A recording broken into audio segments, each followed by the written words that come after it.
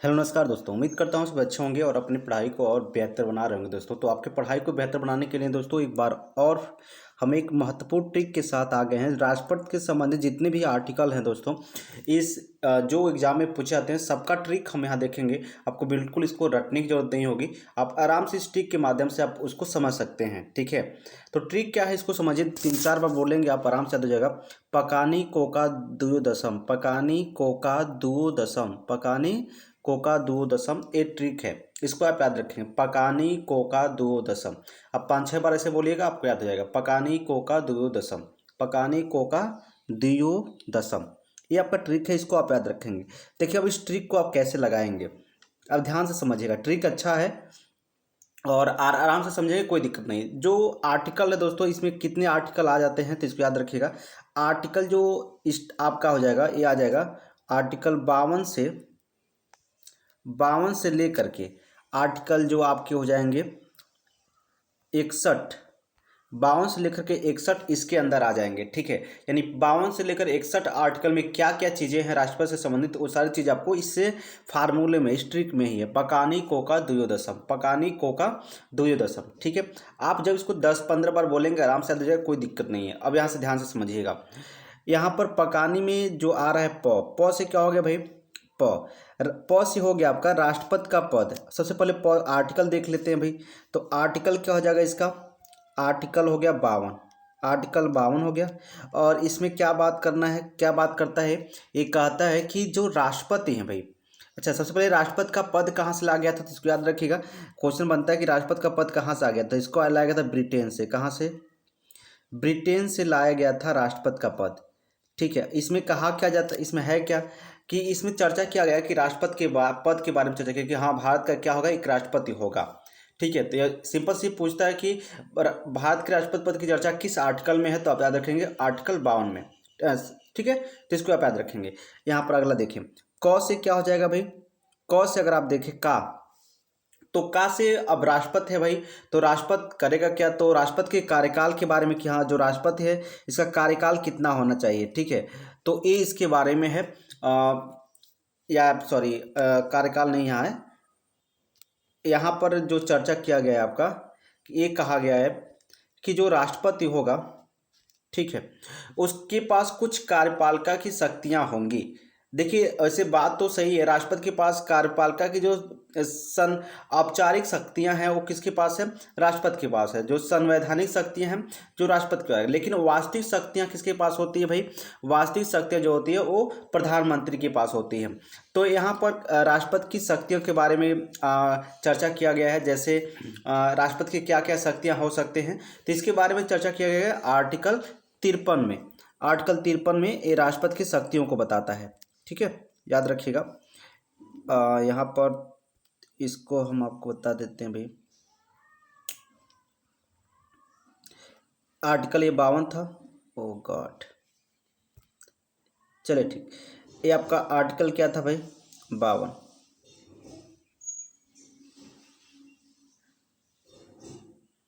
पूरा मिटा देते हैं भाई। देखिए आर्टिकल ये हो गया आपका 52, राष्ट्रपति के पद को लिया गया है ब्रिटेन से। इसमें राष्ट्रपति की पद की चर्चा की गई है। आर्टिकल 53 की अगर बात करेंगे आप, तो आर्टिकल 53 में क्या है, तो राष्ट्रपति के पास क्या होंगी, कार्यकाल जो ही शक्तियाँ होंगी, कार्यपालिका शक्तियाँ होंगी, उसकी चर्चा किया गया है कि राष्ट्रपति के पास क्या क्या शक्तियाँ होंगी।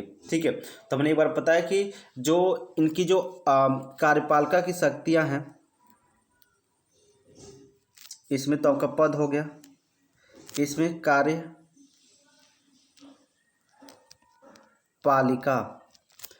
की शक्ति की बात कही गई है। कार्यपालिका की शक्ति, तो आपको पता ही है कि जो कार्यपालिका की शक्ति है ये वास्तविक शक्ति किसके पास होती है, प्रधानमंत्री के पास होती है। जबकि जो औपचारिक शक्तियाँ होती हैं, जो संवैधानिक शक्तियाँ होती हैं, वो राष्ट्रपति के पास होती है। देखिए राष्ट्रपति है नहीं कुछ, राष्ट्रपति क्या है, बस याद रखिएगा कि बस उस एक तरह से आप ऐसे कह सकते हैं, हम अब उतना उस पद को गरिमा, क्योंकि राष्ट्रपति पद की गरिमा तो है ही, लेकिन इनके पास केवल एक उनको कुर्सी दे दिया जाता है और जा कर के उनको सियाचिन के पहाड़ी पर बैठा दिया जाता है। उसके बाद उनको कोई मतलब शक्ति नहीं दिया गया है, ठीक है, इस संविधान में। अब देखिए तीसरा क्या है भाई, पकाने, नी से क्या हो गया भाई, नी से ये आर्टिकल क्या हो जाएगा, 54 हो जाएगा, आर्टिकल 54। और इसमें कहा गया है, नी से निर्वाचन की बात कही जा रही है कि जो क्या होगा कि राष्ट्रपति है, ठीक है, उसकी निर्वाचन की प्रक्रिया होगी, ठीक है, निर्वाचन के बारे में बताया गया कि राष्ट्रपति की जो निर्वाचन है वो कैसे होगा। देखिए एक बात और बता दें आपको, जो राष्ट्रपति की निर्वाचन होती हैं, ठीक है, इसमें लोकसभा, राज्यसभा और विधानसभा ये तीनों भाग लेते हैं। इसमें जो है आपके विधान परिषद जो है भाग नहीं लेता है, और जो एंग्लो इंडियन जो राष्ट्रपति द्वारा ही मनोनीत किए जाते हैं वो भी इसमें भाग नहीं लेते हैं। तो क्वेश्चन पूछता है कि राष्ट्रपति का चुनाव कैसे होता है, तो ये होता है एकल संक्रमणीय पद्धति द्वारा होता है। राष्ट्रपति के चुनाव में कौन कौन से भाग लेते हैं, तो लोकसभा, राज्यसभा और विधानसभा भाग लेते हैं, इसको भी याद रखिएगा। तो 54 आर्टिकल 54 में क्या कहा गया, इनका निर्वाचन कैसे होगा, ठीक है। उसके बाद बात करें तो यहाँ पर को का है, तो को से क्या हो जाएगा, तो को से इनका हो गया भाई कोटा। देखिए कोटा क्या है समझिएगा, जैसे कोटा जैसे वह एक न्यूनतम सीट है, अगर जो उस सीट को पाया जाता है, जैसे एग्जाम्पल हम आपको समझा दें कि हमने कहा कि राष्ट्रपति की कोटा क्या है, 4 है, लेकिन अब यहाँ पर 3 सीटें भी पाए हैं, मान लीजिए 3 उम्मीदवार हैं, ए बी और सी, 3 उम्मीदवार हैं। ऐसे हम आपको अच्छी तरह समझा देते हैं भाई। देखिए ये आपके ए बी और सी 3 उम्मीदवार हैं। हम कहते हैं कि राष्ट्रपति का कोटा 4 है, अब इनको 3 मिल गया, इनको 2 मिल गया और इनको 1 मिल गया। अब यहाँ पर देखिए, अब क्या है, यहाँ पर आप किसको राष्ट्रपति बनाएंगे, ए को बनाएंगे, बी को बनाएंगे या सी को बनाएंगे, तो आपको इनमें से किसी को भी आप राष्ट्रपति नहीं बना पाएंगे, क्योंकि किसी ने भी इस कोटे को नहीं पार किया है। तो राष्ट्रपति के कोटा यानी इतना वोट कम से कम आपको पाना है, तभी आप राष्ट्रपति बन पाएंगे। जब राष्ट्रपति के चुनाव के बारे में पढ़ाएंगे तो हम वहाँ पर आपको अच्छी तरह से समझा देंगे, ठीक है। बस आज इस ट्रिक को याद रख लीजिए, आपसे यहाँ क्वेश्चन कहीं नहीं छूटेंगे, ठीक है। तो इसको याद रखने का, यहाँ पर देखिए तो आर्टिकल जो 55 है, ठीक है, इसमें क्या है भाई, राष्ट्रपति के कोटा के बारे में बताया गया है। यहाँ पर कौन सा आर्टिकल आ जाएगा, आर्टिकल आ जाएगा आपका 55। इसमें क्या बताया गया भाई, राष्ट्रपति का कोटा, राष्ट्रपति का कोटा, ठीक है। तो राष्ट्रपति का कोटा कितना है, अगर आप उतना वोट पाते हैं तो आप राष्ट्रपति बन सकते हैं।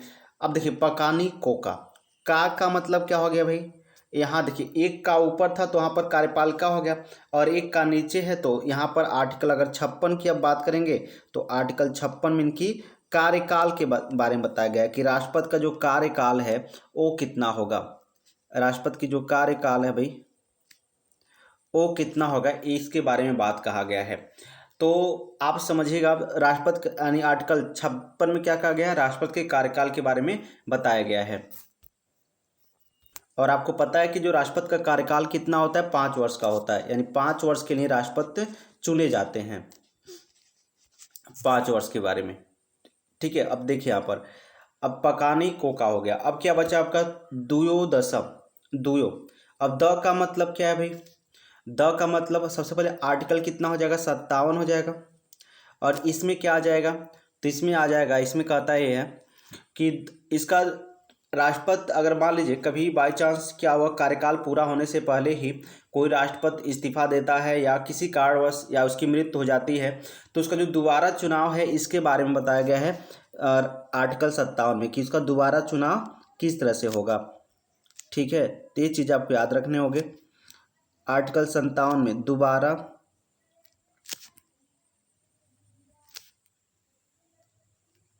दोबारा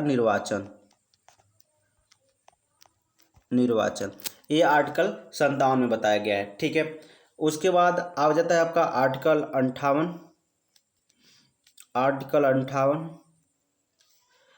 तो आर्टिकल 58 में क्या है भाई, इनकी योग्यता, आखिर भाई कोई भारत का राष्ट्रपति बन रहा है, सबसे उच्च पद है भारत का, तो उनकी योग्यता भी तो होनी चाहिए कि उसी तरह किसी किसी को भी किसी अरे गहरे को थोड़ी राष्ट्रपति बनाया जाएगा, ठीक है।